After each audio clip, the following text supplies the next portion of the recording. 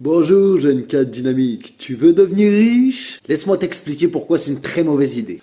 Je vais vous expliquer aujourd'hui, on va faire un truc un peu technique, on va parler de l'optimisation des facteurs de production. Toute l'économie repose là-dessus.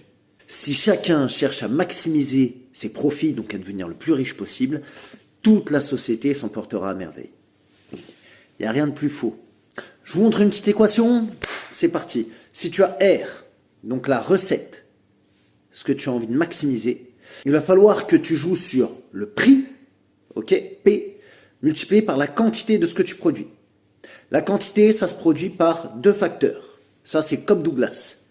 L, qui est le travail, K, qui est le capital. On cherche à maximiser R, on joue soit sur le prix, ça on nous en parle tout le temps, l'inflation, les prix augmentent, c'est des logiques d'optimisation. On peut aussi nous parler d'innovation, et là, on influera plutôt sur le capital.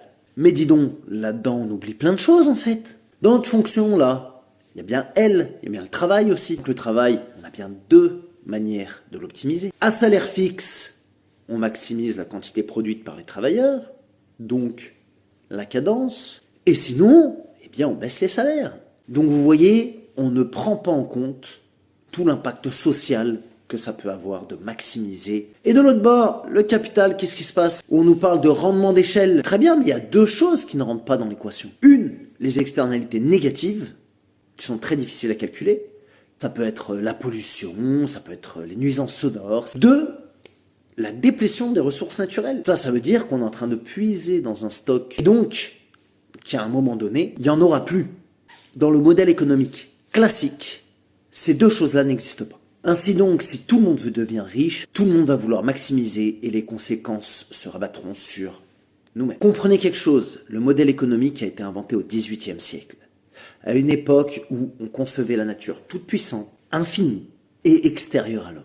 Et du point de vue du travail, c'était une époque où la religion était encore très puissante et au point de vue du travail, on considérait que c'était la bonne manière pour pardonner nos péchés. Comprenez bien, le travail, l'enjeu n'est absolument pas la production, n'est absolument pas que nos ancêtres manquaient de quelque chose et qu'ils ont dû travailler pour avoir plus. C'était bien une idéologie religieuse qui voulait qu'avec le travail, on absout nos péchés.